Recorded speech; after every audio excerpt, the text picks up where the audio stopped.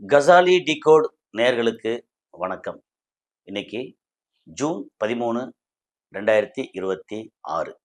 சரி. இப்போ வந்து உள்ளூர் அரசியல் அப்படின்னா உள்நாட்டு அரசியலும் சேர்த்து தான்.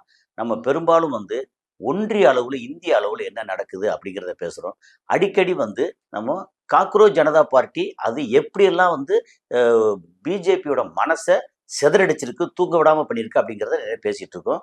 அப்புறம் நான் வந்து தனிப்பட்ட முறையில் பேசுனதில்ல.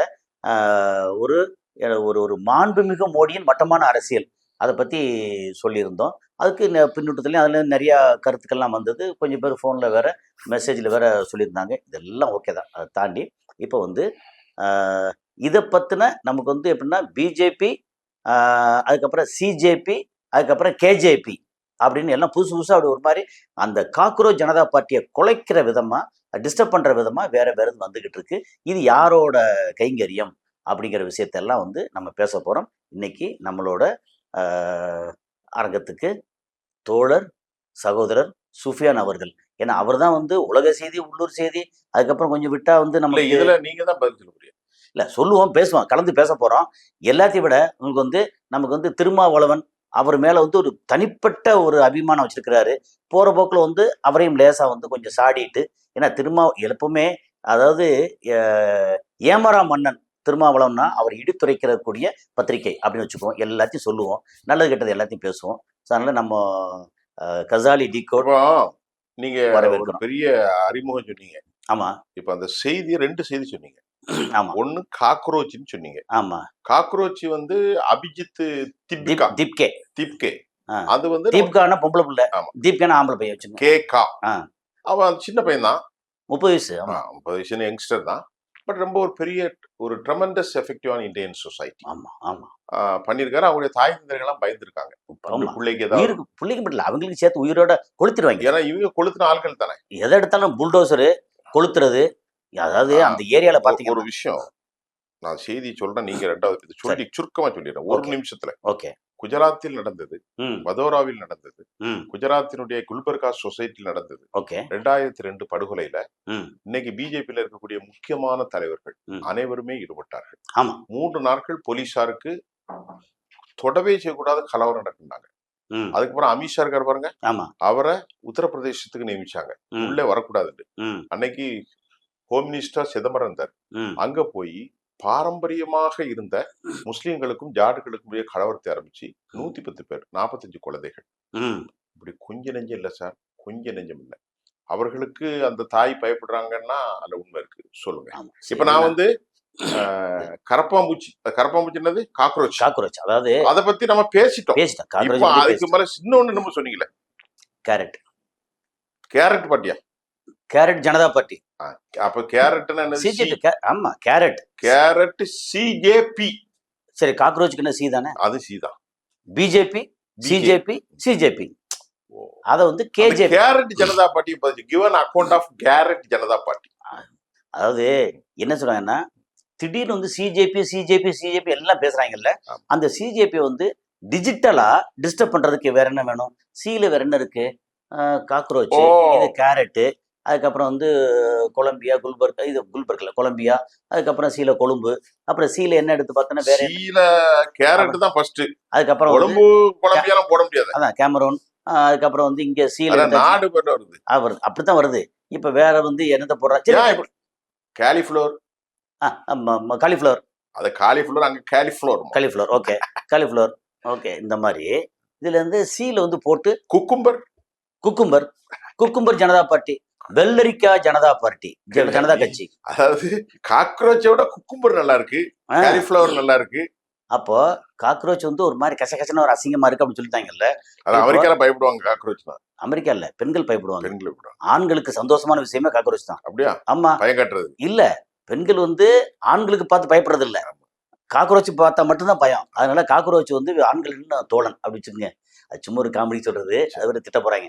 என்னன்னா, இப்போ காக்ரோச் ஜனதா பார்ட்டி சிஜேபி வந்து உண்மையிலேயே இந்திய அளவுல பயங்கர டிஸ்டர்ப் பண்ணிருச்சு. ஆமா, பெரிய அளவுல. அந்த செய்தியெல்லாம் எவ்வளவு படிச்சிருக்கோம். அதாவது கடந்த 12-15 வருஷமா பிஜேபி அதோட ஃபாலோயர்ஸ் எவ்வளவுன்னா ஒரு 90 லட்சம் பேர். இதில் இன்ஸ்டாகிராமில்.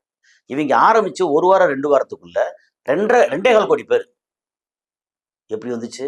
இதுக்கு நேரடியாக நம்ம இளைஞர்கள் வந்து படபடையா அணி அணியா போய் எல்லாம் சேர்ந்தது ஒரு பக்கம்.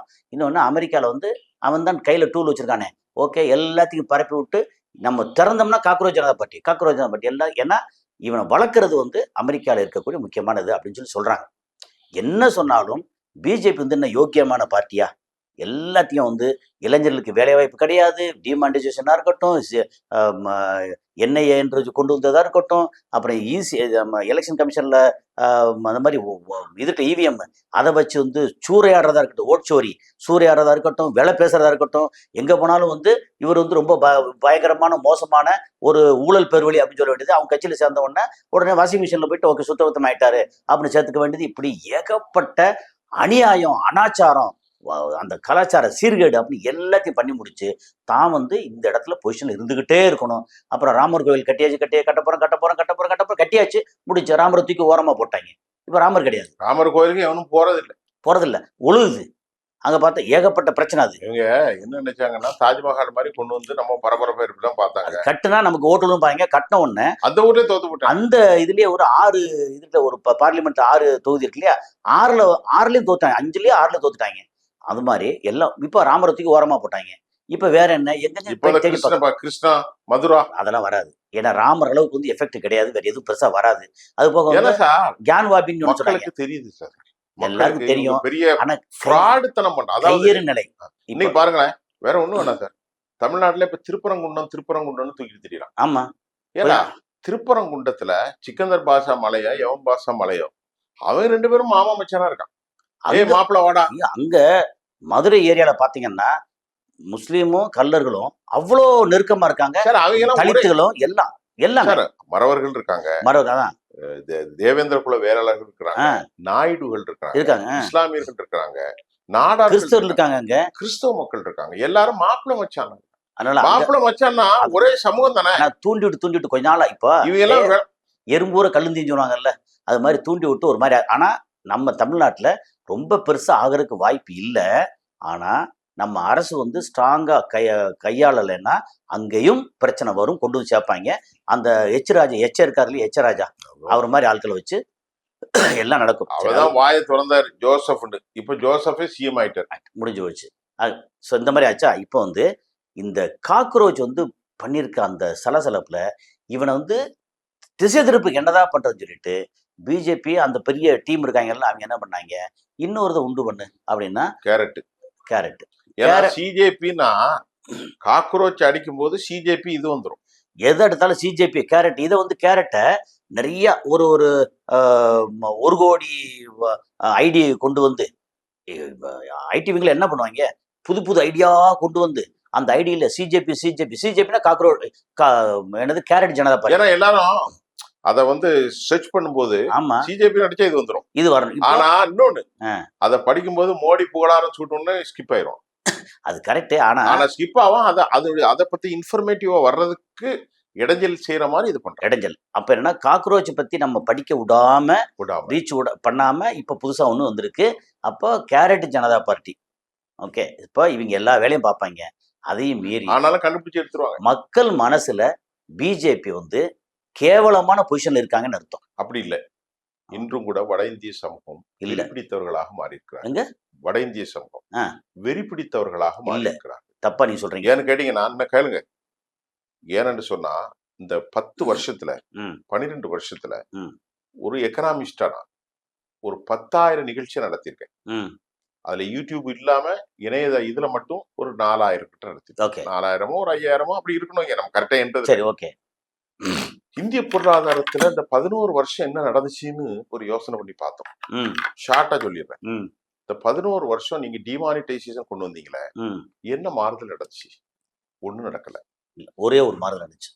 நோட்டு வந்து கலர் கலரா வந்துச்சு. அதை மாத்தி மார்வாடிகளும் வட இந்திய சமூகமும் பணியாவும் பணக்காரன் ஆயிட்டாங்க. ஆமா, சரியா? அப்புறம் ஒண்ணும் இல்ல சார், நீங்க நான் நேத்து சொல்றாங்க 7% வளர்ச்சிங்கிறான். நான் கேட்கிறேன், குப்பனுக்கும் சுப்பனுக்கும் 7% வளர்ச்சின்னா புரியுமா? புரியாது. அப்புறம் அவனுக்கு ஷேர் ஹோல்டர்னா தெரியுமா? ஒண்ணும் தெரியாது. நான் என்ன கேட்கறேன், அவன் என்ன நினைக்கிறான், ஒரு நாளைக்கு நான் 300 ரூபாய் சம்பாதிக்கேன். சித்தாள் வேலை பார்த்து வெயில என் பொண்டாட்டி, நான் ஒரு 500 ரூபாய் சம்பாதிக்கேன். இதுல நான் முன்னாடி பருப்பு எண்ணெய் இதெல்லாம் வந்து வாங்கும்போது எனக்கு 250 ரூபா வந்துச்சு. இப்ப அதே இது 350 ரூபா வருது. ஓகே. டீசல் நேத்து நான் போறதுக்கு பொண்டாட்டியை கூட்டு வேலைக்கு போவோம், சின்ன வண்டி வச்சிருக்கேன். 100 ரூபாய்க்கு 101 ரூபாய்க்கு போட்டா நீங்க 108 ரூபாய் இருக்கு. இதுக்கு பதில் சொல்லு.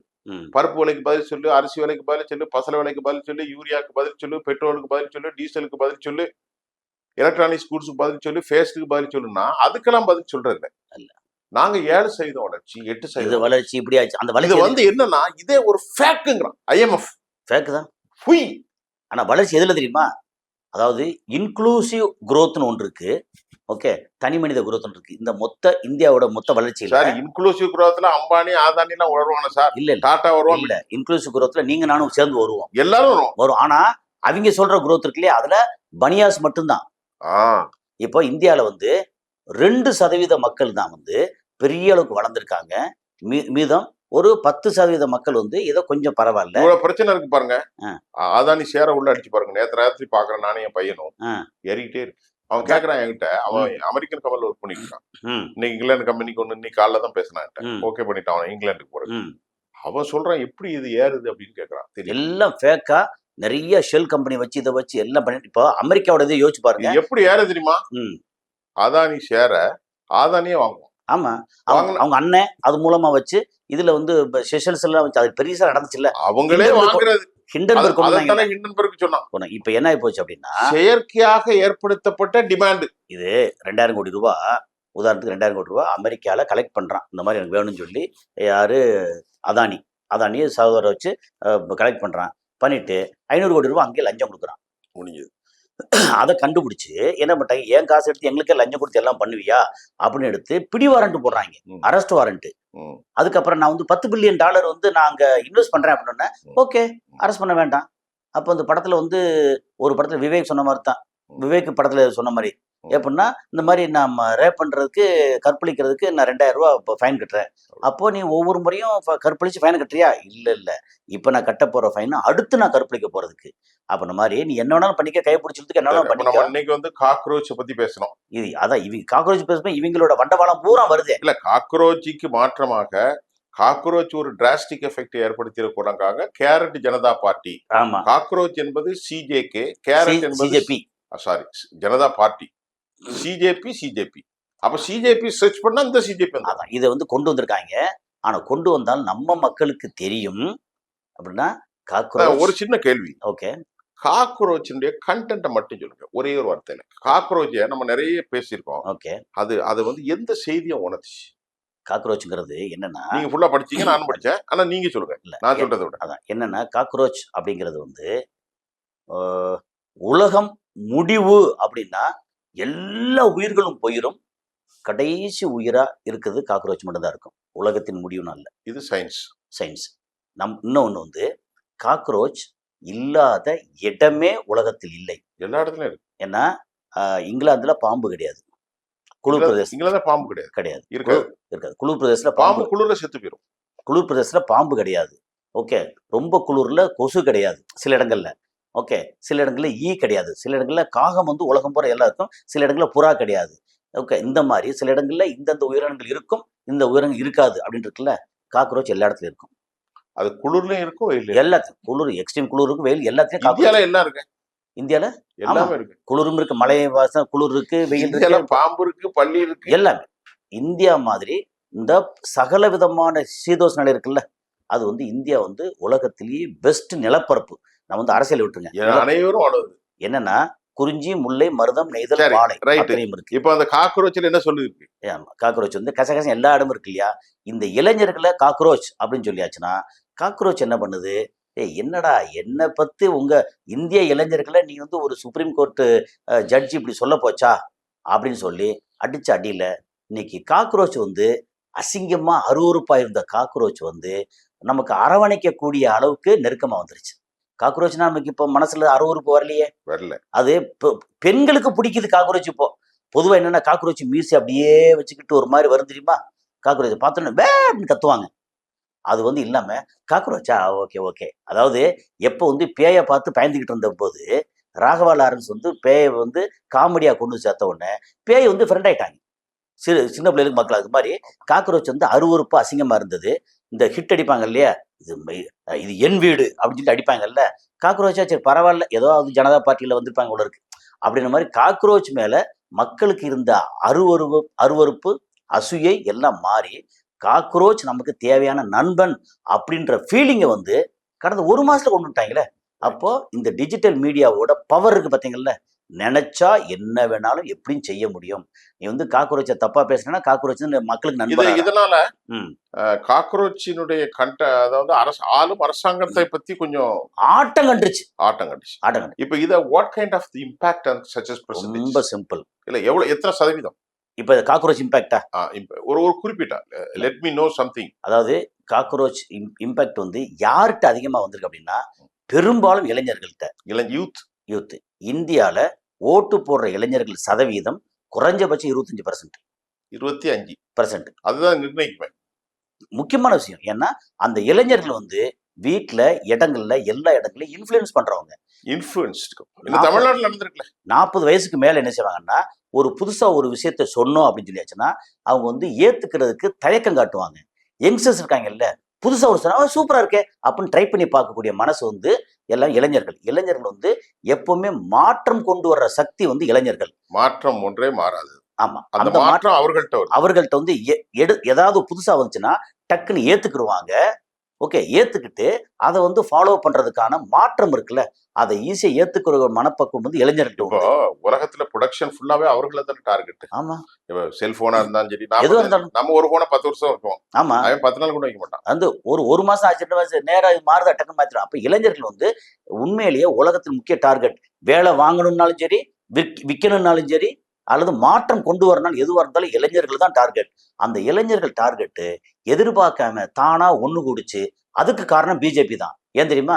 வருஷத்துக்கு 2 கோடி இளைஞர்களுக்கு வேலை வாய்ப்பு உண்டுன்னு சொன்னாங்க. 200 பேர் கொடுத்தாங்களா இல்ல 2000 பேர் கொடுத்தாங்களோ தெரியாது. ஆனா இவ்வளவு விஷயம் நம்ம பேசுறோம் சார். அவருடைய வெற்றி வந்து தொடர்ந்து இல்ல சார், அது தவறான வெற்றி சார். நீங்க நினைக்கிற மாதிரி இல்ல. இவிஎம்ல அவ்வளவு பண்ணிட்டு இருக்காங்க சார். எஸ்ஐஆர் வச்சு பண்றாங்க. வெஸ்ட் பெங்கால்ல ஜெயிச்சிட்டாங்க. வெஸ்ட் பெங்கால் இதெல்லாம் மம்தா பானர்ஜினா தோக்கூடிய ஆளா? இல்ல இப்ப இங்க வந்து ஸ்டாலின் வந்து தோக்கூடிய ஆளா? இதெல்லாம் எல்லாம் வந்து கட்டமைக்கப்பட்டது, எல்லாமே ப்ரீ பிளான்டு. அந்த ப்ரீ பிளான்ட் என்னைக்கு ஒரு நாளைக்கு உடையும் பாருங்களேன், அன்னைக்கு வந்து சிதிலமாகும். யாரெல்லாம் இதுக்கு பின்னாடி இருந்தாங்களோ சிதிலம் அடைவார்கள் அப்படின்னு சொல்றேன் நான். ஏன்னா மக்கள் சக்தி சாதாரண சக்தி இல்லை. ஓகே, அதனால காக்ரோச் ஜனதா பார்ட்டி, இந்த காக்ரோச் ஜனதா பார்ட்டிக்கு ஆப்போசிட்டா நீங்க கேரக்டர் ஜனதா பார்ட்டி கொண்டு வாங்க, இல்ல என்ன வேணாலும் கொண்டு வாங்க. கேரக்டர் ஜனதா பார்ட்டிங்கிறத திசை திருப்ப முடியாது, டைவர்ட் பண்றது. அது அட்டென்ஷன் டு பி டைவர்ட் பண்ண முடியாது. என்னன்னா காக்ரோச் ஜனதா பார்ட்டிக்கு பின்னாடி வந்து இந்த மாதிரி டிஜே மாதிரி ஆப்ரேட் பண்ணிட்டு இருக்கிறது அமெரிக்கால. இப்போ கேரட் ஜனதா பார்ட்டி பூரா அவங்களே அமைக்கிடுவாங்க. அந்த தம்பி எந்த ஊர்ல இருந்தாரு? எங்க போஸ்டன்ல, அமெரிக்கால போஸ்டன் யூனிவர்சிட்டி இருக்குல்ல, அங்க படிச்சுட்டு இருந்தாப்புல. அதுக்கு முன்னாடி வந்து ஆம் ஆத்மி பார்ட்டி இருக்குல்ல, அதுல வந்து ஸ்ட்ராட்டஜிக் பிளானர். அது எப்படி ஜெயிக்கிறது, அதாவது கொள்கை வகுப்பாளர். ஆமா, அது தேர்தல் ஸ்ட்ராட்டஜிக் பிளானர், வியூக வகுப்பாளர். அப்படி தப்பு, நான் சொன்ன தப்பு, நீங்க சொன்ன கரெக்ட். வியூகம், கொள்கை வகுப்பாளர்ல வியூகம் எப்படி அப்ரோச் பண்ணணும், எப்படி அப்ரோச் பண்ணி என்ன ஜெயிக்கிறது, என்ன மாதிரி. இப்ப நமக்கு இவ்வளவு பண்றோம், நம்மள மாதிரி ஆளுக்கு வந்து இந்த ஒரு இதை கொண்டு வந்தா பிகே ஆமா பிரசாந்த் கிருஷ்ணன் மாதிரி தான் அதே மாதிரி அதை கொண்டு வந்து இப்படி எல்லாம் பண்ணலாம் அப்படின்னு சொல்லி நம்ம நினைக்கிறோம். ஆனா தமிழ்நாட்டு நடந்தது, எத்தனை கொள்கை வகுப்பாளர் வந்தாலும் சரி, அது எல்லாத்தையும் மீறி டோட்டலா எல்லாத்தையும் மீறி வந்து தாவேக்கா ஜெயிச்சிருச்சு.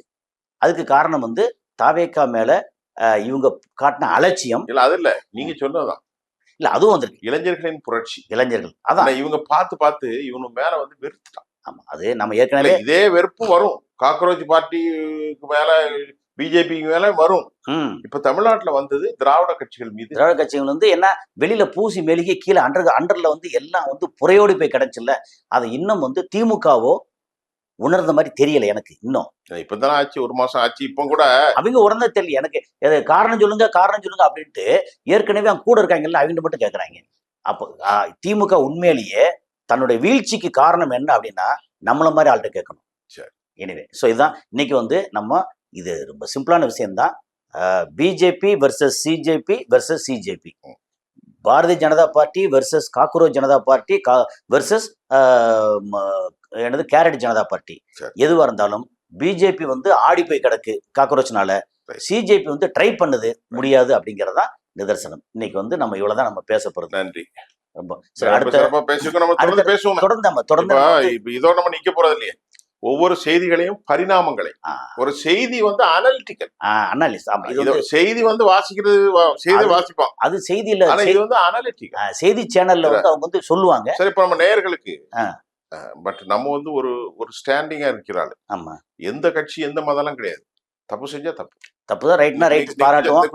குஜராத்தில் மக்கள் படுகொலை செய்யப்பட்டார்கள், வதாராவில் படுகொலை செய்யப்பட்டார்கள், அகமதாபாத்தில் படுகொலை செய்யப்பட்டார்கள், அதே மாதிரி மகாராஷ்டிராவில் படுகொலை செய்யப்பட்டாங்க கடவுள் ராமனின் பேரால். ஆமா, அதே மாதிரி ஜாட்டுகளும் இஸ்லாமியர்களும் படுகொலை செய்யப்பட்டார்கள். 1984 இந்திராட்சி ஆகும்போது அநியாயமாக சீக்கியர்களை இந்த காங்கிரஸ்காரர்கள். ஆமா, இதெல்லாம் மறக்க முடியுமா? இல்ல, இத்தனை அவலங்களுக்கும் இத்தனை கேடுகளுக்கும் அடிகோலியது காங்கிரஸ்.